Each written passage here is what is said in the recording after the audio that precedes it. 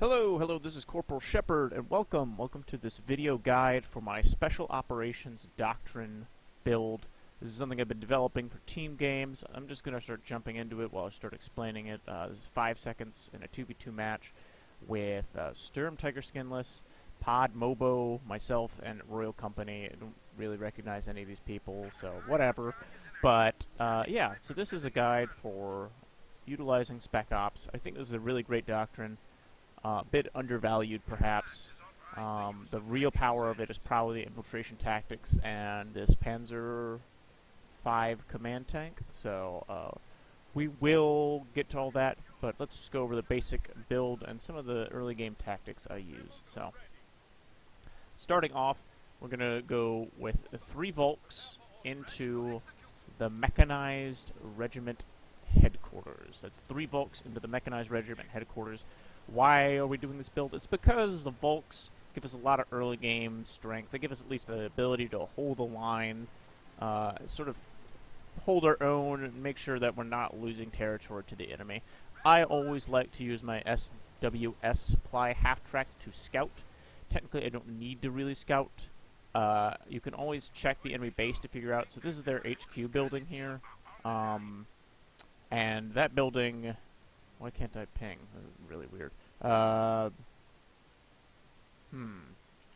Anyways, if you see a small circle like this, that means they went tier 1. So I know that the Soviet is over here, and he's gone, no, I'm sorry, that's an MG post. He's gone tier 2. It's this long trench building is actually the tier 2 building. Sometimes they can get a little confusing. But I know that the American is over here, because you can also see through the fog of war a bunch of American shit, like this bench. It looks like a delicious little, like, patio. But there's actually a fight going on. I group up my forces. I don't want to bother with this munition point right now. I see that he's probably going to use this building. This is a little bit cheesy, but you can crash your truck into buildings and spin it around. And now this building is, like, so damaged as it to be useless. I could have finished the building off. I didn't. Not really sure why, to be honest, but... So I see that also, this is another neat trick you can do. All of his riflemen are focusing on the truck because of weapon priority. So this is letting me get a little free damage in on him. But I see his mechanized company. Oh shit, fucking mechanized company is really annoying to deal with. He's got a rifleman squad and his little military truck. I'm trying to stick to this Panther. For some reason, Relic managed to break this piece of cover when going to Western fronts. So now you can phase through it. It's really annoying to take cover behind it. But focusing on that, when you see a Jeep or an M3A1, you want to get your truck back pretty quick because they can chase it down with the high mobility of these vehicles and kill it. You don't want to lose your early game truck. So, yeah, watch out for that. And basically, because he's got the superior rifleman and whatever, I have to back off. I lose a squad. I'm waiting for this next Volk squad to come up before I really try and do anything. But I'm using the green cover here. You just need to stick to green cover as Oberkommando West and just camp. Blob up and camp as much as you can early game is essentially what you have to do. I realize that these focusing down my Sturm Pioneers, I'm going to use them to cap this point while my second Volks make sure that I don't get too overwhelmed here. There's not much point in shooting this truck, so I'm trying to just weaken all the forces around the truck. I'd love to kill it, but, you know, I don't really have the tools to charge it down. I don't have a Panzer Schreck. I'm sort of saving my resources. During all this, I'm getting my regiment HQ up. When I see that I'm going against an American who's going for, like, a regimental light heavy vehicle build, in the build, normally I suggest you get this 4th Volks Grenadier, which I think is a really nice addition. After you get your truck, and then you should go for like a walking Stuka. But because I see that he's going for light vehicles, I'm going to get a Puma first. This is a bit of an adaptation. So he backed off with his truck and retreated the squad, so I knew that he's probably trying to get some repairs off. So I pushed forward into the green cover, which is not helping any of these troops, by the way. It's, you know, fuck this stupid Panther wreck. Just to try and slow down his repairs. I just didn't want this Jeep to be able to do what it wanted. I was trying to pick off the vehicle crew when they're repairing. They take ridiculous amounts of damage. If I'd killed enough of them, he wouldn't have been able to re-garrison the vehicle. But I am not really successful. The buggy Panther's not giving me a lot of cover. I'm taking a lot of casualties now. And I'd like to be able to hold my own. I think I'm about to start upgrading one of these squads. I've got a bulletin that decreases my Panzerstrike Cross. Really great bulletin to have if you've got it. The Grim Reaper's Tool, I think is what it's called. And, you know, I'm just sort of camping around the green cover and looking for opportunities. He's able to get more use out of the Phase Panther than I am. And now I see, like, all of his forces are returning back to the front. He's reinforced his echelon, and basically this is just time to quit the field. I'm trying to do a little damage. I want to get some casualties off on this rifle squad, but this one dude in green cover is absorbing all the fire, so I don't get anything out of it. Whatever. But during this, I've been able to get my Panther, or my Puma, in construction. I have been converting into fuel this whole time because I'm holding this munitions point. We are getting a lot of munitions, so this is be able to bolster my fuel. I think my ally was having a little bit of trouble getting the fuel over here. Obviously, I was not able to pressure their fuel very well, but that's, you know, Oberkommando versus Americans. You're always going to be a little bit on the back foot in the early game. I thought I fought pretty well there. A little risky, but, you know, as long as you maintain a couple healthy squads, you can use the unhealthy squads pretty well, even against a Jeep, as long as you don't get run down. This 4th Volks doesn't really have anything to do, so it's more just putting it in a defensive posture. I think I sent it back into this building to protect it. But now that I've got my Puma up, this is a signal that I can go aggressive. I want to hunt down that Jeep. I want to kill stuff. I want to just utilize this vehicle to push back my enemy and secure the fuel and really pressure the enemy fuel. So I group up my Volks. You always want to have your Volks about as grouped up as possible. They're only really useful when they're able to fight as a team. And the Puma is actually really good against infantry if you just get up right next to them. This little, like, turret-mounted machine gun is really powerful. So, but only really at close point-blank range. Thankfully, all of his infantry are focusing on the Puma, so my Volks are just getting him free damage right now. I gotta guess it's a micro mistake. Could be a priority thing. I'm not entirely sure. Sometimes units just focus on weird things automatically. But so once again, I see these conscripts. They haven't really tried to charge me, so they probably don't have AT grenades. So I'm just gonna get up close. I'm gonna use that little machine gun. Look, getting like 2 kills right there. Really great way to use the Puma is just use it as like this weird assault vehicle early game. Just run into people's faces and spray them down. So I see there's a lieutenant now, and this sort of changes my outlook. Like, if this had been a captain, I would have been a lot more afraid. I guess the Jeep slowed down his tech, so he felt like he had to get a lieutenant. But with this lieutenant here, basically I know I'm actually in a really good position. Puma is good against everything that Lieutenant brings out. Lieutenant doesn't really have any hard AT that can threaten the Puma, so it's a really good choice against a Lieutenant Tech player. So I'm really happy to see this. The M15A half-track is something that loses to the Puma rather badly. So you can see right now I'm feeling that I need to get a defensive posture up for the enemy when he tries to pressure me with a lot of infantry. Because he will have a lot of infantry, powerful infantry, thanks to his Lieutenant Tech. I try to pressure this, but I don't really want to charge it. You never want to charge these, so I decide I'm just going to use the Assault Puma style tactic to really punish this Lieutenant squad. So I just ram it. It pushes it in the weirdest cover that I've ever seen. And I see that he's trying to bring in his gun, so I'm refocusing the Puma, and he's getting a lot of shots off. This is bad, but I'm not that worried, because if he tries to force the issue, you can see I'm moving in my Volks from the north to deal with the M15 if he tries to force the issue. Puma versus the M15, you can lose, but you really shouldn't. You have better range than him, you have better DPS than him.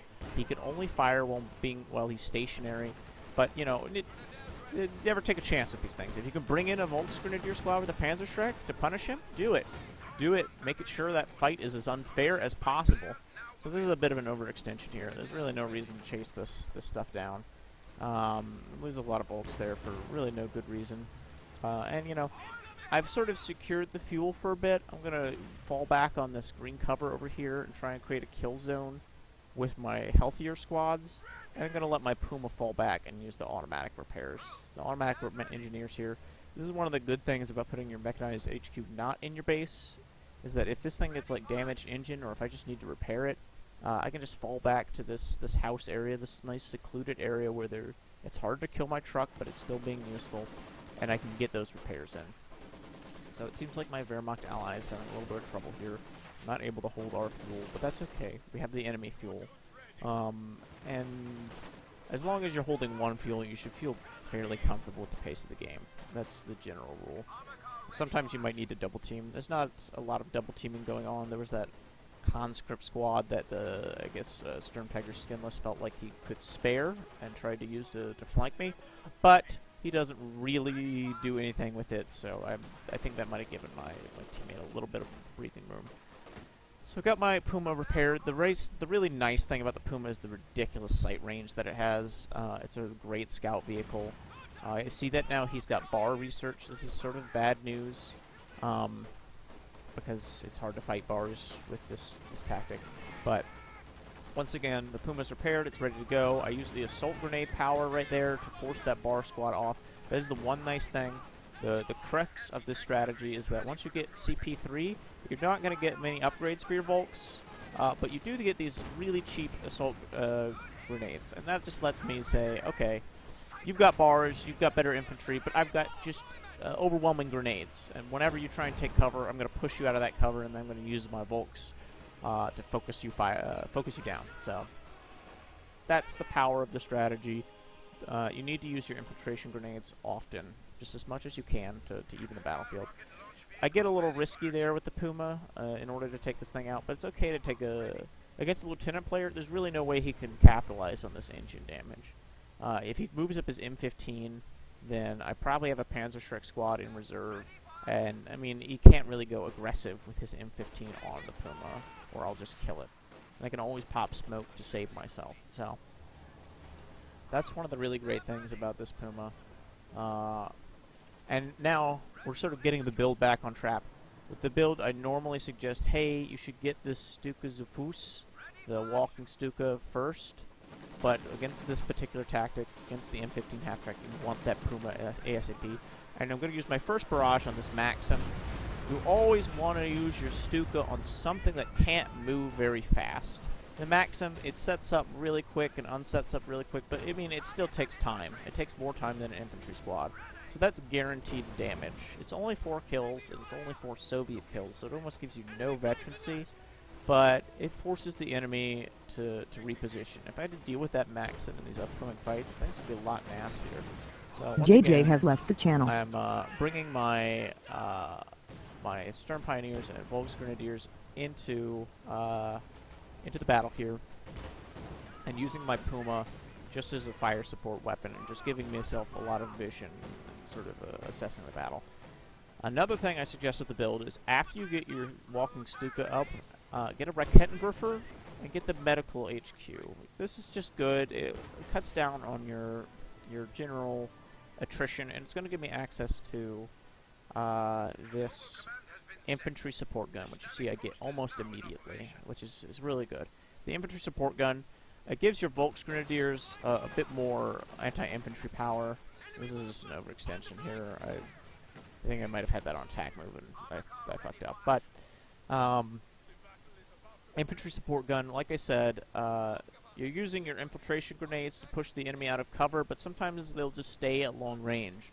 And that's where your Volks are strongest, but the enemy could be stronger with, like, LMGs and other weapons. So we're going to bring a lot of artillery units, like this Stuka and this infantry support gun, to say, okay, if you just sit back and try and fight me at long range, out of grenade range, that's fine. My artillery will punish you. So that's another one of the strengths of the build. So once again, we're going to engage in one of these long-range fights. The infantry support gun's not at the front, but I do have my Stuka up. Although his positioning here is just a little, it's difficult to pressure. You always want to fire into his retreat path, so that if he tries to reposition, you'll probably get a kill, or if he just retreats, you'll get a kill. But I do see that he's in this, like, sort of tight trench, and there's this squad here, so I'm going to fire down the trench, so that if this lieutenant squad tries to reposition or retreat, or if this squad, which is getting rather low, tries to retreat, I might get some casualties. So it actually is retreating a little too soon, I think. I don't know, actually, I think that wiped it. So yeah, that's the power of the Stuka. That's what you should be looking for. try to hit the enemies in the retreat path, try to hit enemy squads that are taking a defensive position. That's great. That was a 6-kill barrage against Americans. Not the most incredible barrages here, but, you know, you can't expect your Stuka to be just wiping shit. The nice thing is that you're getting it nice and early, so it's going to pay off in the long term. You just need to keep it safe, which is another thing that this Puma gives you. It gives you sort of safety and vision. It lets you see threats coming. I'm trying to chase down the M15, but this guy's playing really smart, playing really coy with it. It's really hard to chase it down and kill it. Just because it's sort of faster. It's not faster than the Puma, but it's fast enough that I don't want to chase him to the Fog of War. I don't know what tech he has at this point. He could have a captain out. He could have an AT gun out. His ally could have an AT gun out over there. So there's no need to get dangerous. I've got the artillery. I've got the long-range advantage. The burden of attacking is on the enemy, right? Now that I've got the resources, doubly so. So, once again, I see that the Russian is pushing into the middle. I bring in my Puma. I don't really want to take a lot of guard shots here, but I'm going to bring my infantry up. I'm trying to use my infantry support gun to weaken these guards so that I can just charge this Maxim with my Puma and kill it. But it's actually getting focused down with the Maxim really well. So I'm bringing in my Volks for a nice flank here. I'd like to bring more squads in, and I see that he's doing some weird positioning here, which almost always means a grenade. Like, you don't move behind this house anyways. So I'm able to sort of predict that and dodge that. But once again, this is a good time for the assault grenades. He retreats early, and I'm using assault grenades at the Maxim over here. But this assault grenade's also in the retreat path, which is really nice. It's a bit of serendipity, really, not really planned by me. I see that I'm taking a lot of casualties around the map, and I'm sort of overwhelmed, so I'm just going to force a retreat. I've got the advantage right now, so, you know, there's no need to overextend, right? The longer the battle goes, the more slow pace the battle goes, the more that my artillery units are going to pay off. I've gotten the forward retreat point. Apparently I didn't. No, I did activate it in time. Sometimes units will retreat really weird when you're around the retreat points. But one of the nice things, you can see I put my retreat point behind this hedgerow. Let me just slow down the game here because a lot of shit is happening. This protects it from AT guns and lets me sort of just have this nice defensive position. It's a little dangerous just because there's red cover everywhere, so if the enemy actually forced to fight around it, it would be quite bad, but I'm not too worried about this. We've got another Stuka barrage coming in. Once again, I'm targeting this Maxim, but I'm sort of hoping maybe I'll get something with this rifleman squad. The primary target is the Maxim, so because it's the slow thing, it's the thing that can't escape. But, you know, just try and get a little greedy, but always aim for something that won't escape. This means that you're always slowly creeping up on that veterancy, right?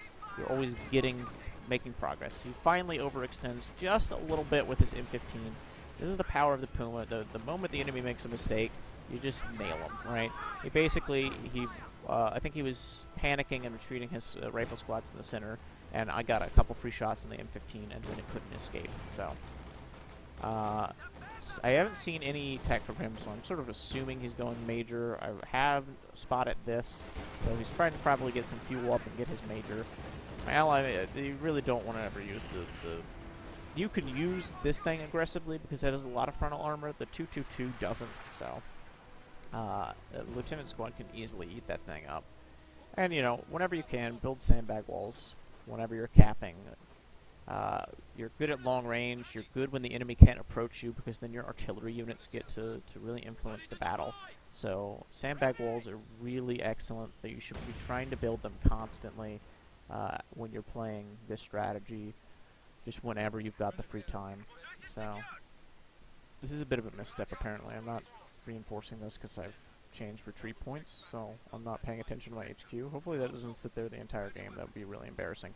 But okay, so I've got a decent position. I'm not holding the enemy fuel, but I will be soon. This is a nice, safe position to be in. I've got my core army. This is the core army, right? 4 Volks, your initial Stern Pioneer, your LEIG infantry support gun, a Raketenwerfer. The Puma is optional, but I'm actually finding I want the Puma more and more these days. It's pretty good against everything. And then this Stuka. The Stuka is probably the most important thing.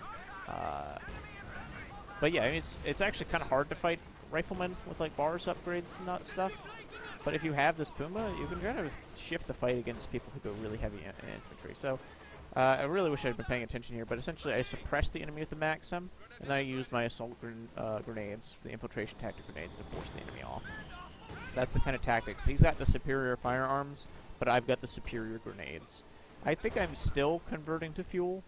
I don't suggest permanently converting to fuel, and right now I realize I don't need to, because you do need 200 fuel for this Command Panther, right? That's a lot.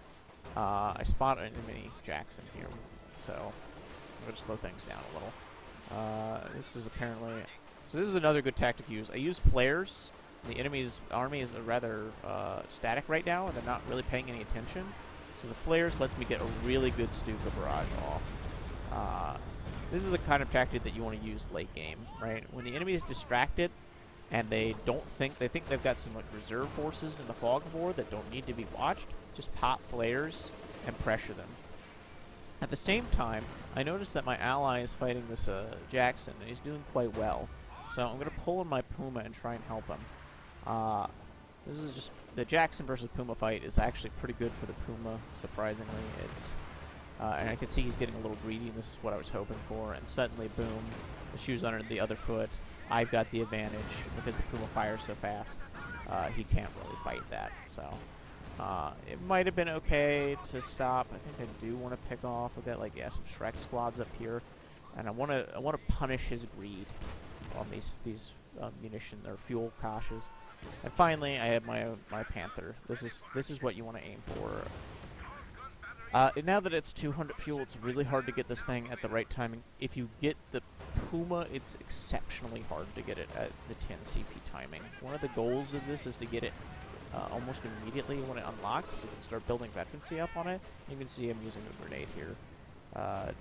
Just a pretty sort of a preemptive, I think he's going to charge me grenade.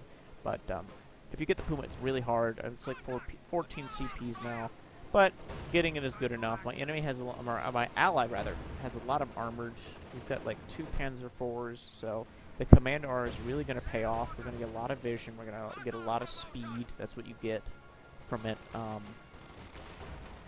you can see I built sandbag walls, which kept these guys alive just long enough for me to retreat them, which is always what you want. So,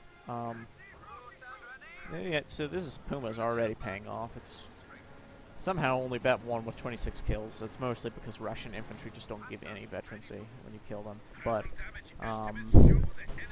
and now I can use my Panther in a similar way to the Puma with this top MG. It's really only super dangerous against infantry if it rams them. But it can apply attrition, right? The enemy can't really fight back. So we're in a great position right now. Okay, I think, yeah, I finally got that squad out. That's good. I'm planning a couple mines just in case to protect my artillery. You always want to, with the new munitions income, now that I don't need fuel, I've got a lot more munitions coming. Once again, I'm firing on the Maxim because I know I can get guaranteed damage there. I'm hoping to get the guards, but my enemy is a little too smart.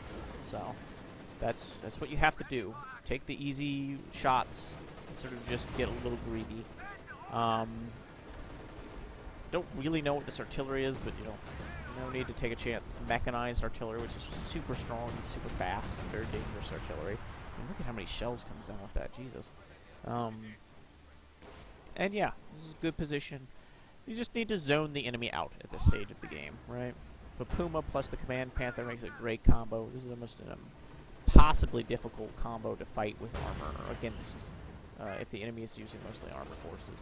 I see this as AT gun moving, and this is just like the speed bonus of the Command Panther, which just lets my Puma get on top of it instantly. So we're just going to ram this thing, get really close, use that incredible point-blank DPS to just kill this AT gun before it even gets like 2 shots off, right? Unfortunately, the Jackson arrives. This is actually a pretty great fight for me, but my Panther misses. My Puma's got a really bad positioning because I was focused on the AT. This would have been a good time for coordinated fire, which is a marked target ability you can use. But my units they can't really get any shots off because of the terrain, and I use smoke. I just want to fall back right now, basically. My allies' Panzer IV's coming in, and I'm like, okay, there's an opportunity here. So I use the coordinated fire ability on him, and he dies instantly to the Puma. Unfortunately, there's ISU on the field. I tried to behind this house, but it fails. That's a huge loss. You never really want to get aggressive with your Command Panther. This is something I chastise myself for, and I say you shouldn't do in the guide. This is a mismicro here.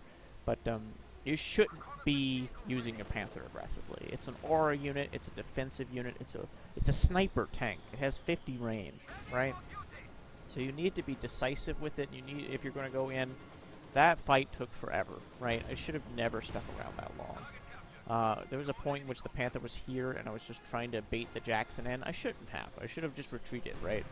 So be careful with your Command Panther. You only get one, realistically. So how am I going to counter this ISU now? I lost my Panther. That's like one of my most crucial tools. All I have is like Volks and a Vet 4 Puma, which is a great thing.